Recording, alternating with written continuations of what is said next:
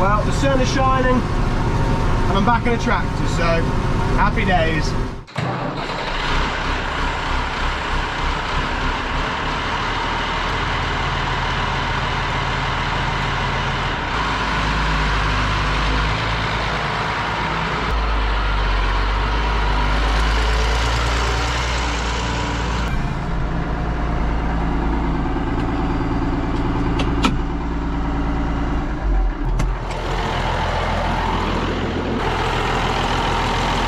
Hi guys, good morning, welcome back to the channel. So it's Saturday the 27th of February and today's job, I'm going to make a start getting some fertiliser, some nitrogen fertiliser on the winter wheat. It's been drying up nicely over the last few days. Obviously there's still a few wet patches in the field, so that's why I'm with the old girl, the Ford TW-20 on the big old Terra tyres. So I'm going to get the spreader filled up now and crack on.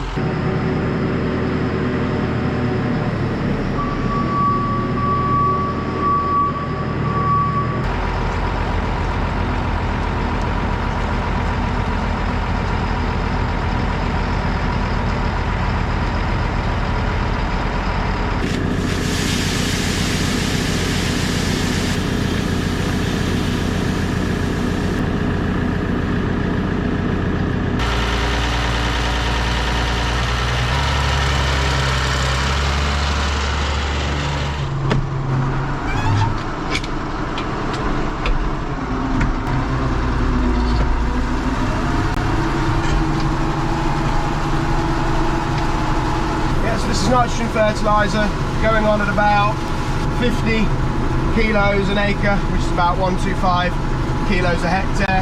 We have a nitrogen planner, it tells us how much nitrogen we can put on the wheat throughout the year. This will be the first of probably 3 doses that the wheat gets. So the field I'm in now, it's about 100 acres. Just going around the headlands first, and I'll be going up and down the tram lines, which we set at 24 metres. If I'm honest, this isn't the best field that we've got. It was a bit of a struggle to get this field drilled back in the autumn. Conditions weren't quite right. It didn't really get off to the best start. We didn't get it rolled after drilling, and most importantly, it didn't get its pre-emergence herbicide. So we've got a little bit of a blackgrass issue here, and the wheat's looking a bit thin as well. Our agronomist isn't too worried. You know, I've seen it worse. I'm going to come and spray this next week, try and get on top of the blackgrass a little bit, but it's definitely thirsty for a bit of nitrogen, so that's why I've come here first, get this spread, and then yeah, plan to spray it next week. Everywhere else where we've drilled, the wheat's looking really well. I'm really pleased, especially over at Farm 2 where, you know, I drilled that little bit earlier. We did toy with the idea of maybe putting this into a spring crop, but seeing as our agronomist isn't too concerned, I think it's going to be more feasible, you know, to just leave it as it is and try and, you know, make the most out of what we've already got here.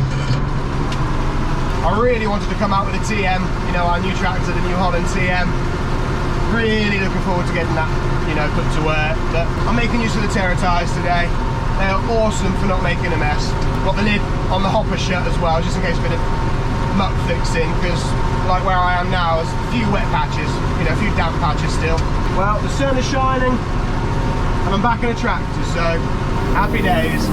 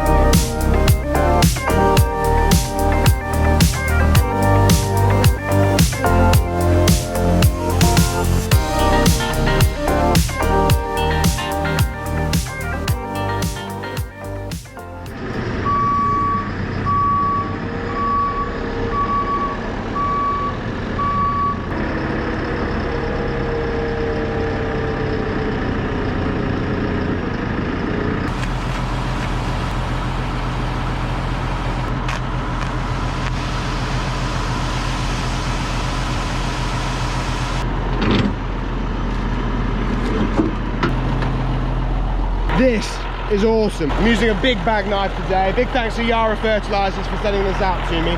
This thing is awesome for cutting through the bags.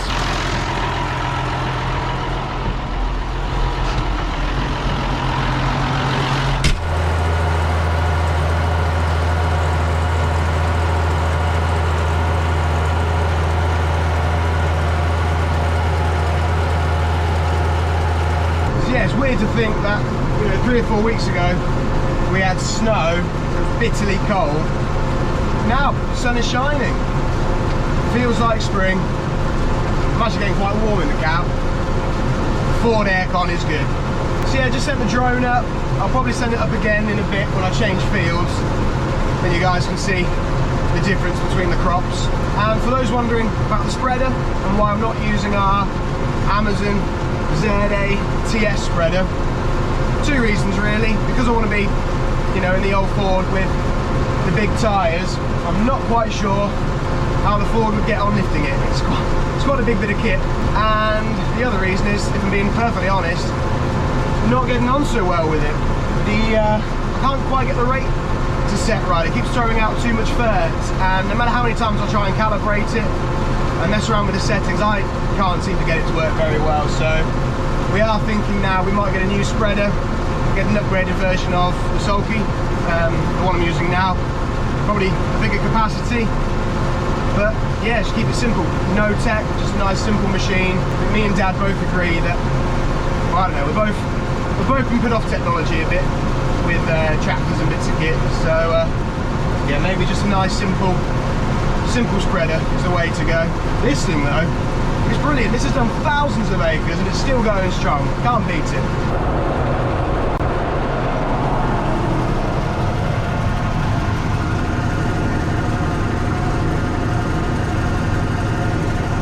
One big thing about the modern spreaders is you can set up variable rate.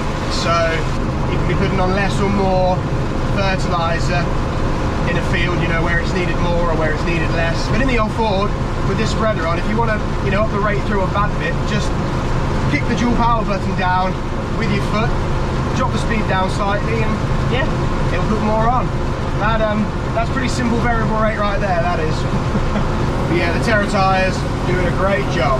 I've gone through a few patches already where the you know, another tractor might struggle, make a bit of a mess. So yeah, definitely made the right decision coming out with these.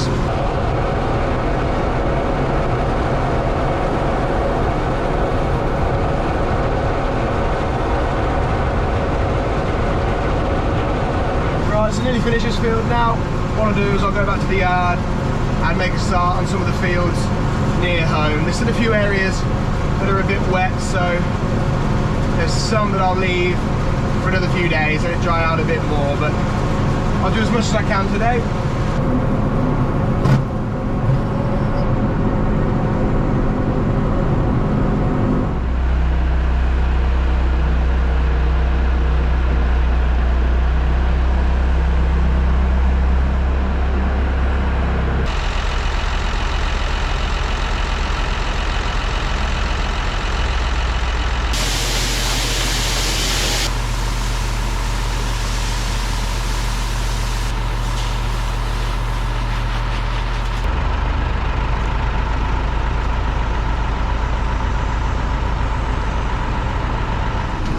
Yeah, the wheat looks well here, looks good. So I just loaded up with the Sanderson loader. Obviously the JCB is still, you know, where I was earlier. So I'll have to go and get that, or get a lift of that later. But yeah, Sanderson loader and the Ford tractor, can't beat the old school.